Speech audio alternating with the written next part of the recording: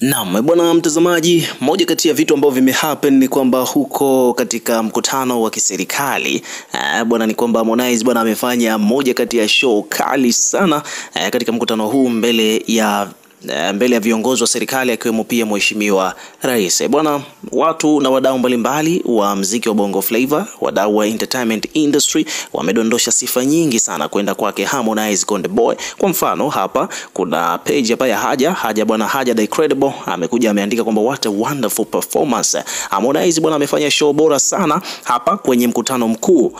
Bwana kiukweli tumpongeze tu kwa kuwa ni moja kati ya msanii mkali ambaye amefanya show kali na mziki kwenye upande wa mziki wa live. Kiukweli Harmonize ameonyesha wazi kwamba hana papara, ni mtulivu, anajua kucheza na brand na pia vile vile anainua meza kuu kwa tabasamu.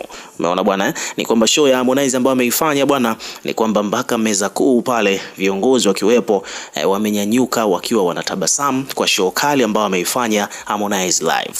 Yani amefanya live, which means kwamba kukuwa na playback sound, jamaa alikuwa anacheza na bendi pale live. Bwana akaendelea hapa Haja kusema kwamba Amos Makala amesema wazi kabisa show ni nzuri, wanachama wamefurahi. Haja hakuishia hapo, akasema kwamba bwana kama kuna vitu nafurahishwa navyo sana kutoka kwa Harmonize ni hali yake ya kunyenyekea na kuonyesha nidhamu iliyotukuka mbele ya viongozi.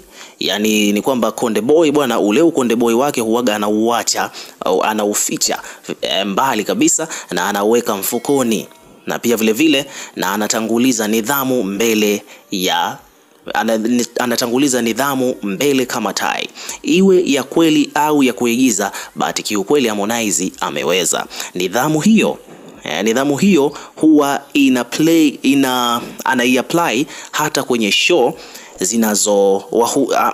hata kwenye show zinazowahusu. Leo amewafurahisha zaidi baada ya kuona anaendelea kuitumikia tabia yake aliyoenda nayo sambamba kabisa.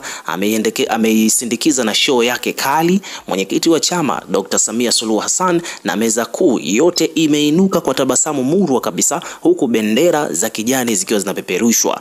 Mwisho ni kwamba mheshimiwa Amos Makala pia vile vile amezungumza akisema kwamba hongera sana Harmonize, umefanya show nzuri na wimbo wako huu ni bora zaidi kwa Chama cha Mapinduzi.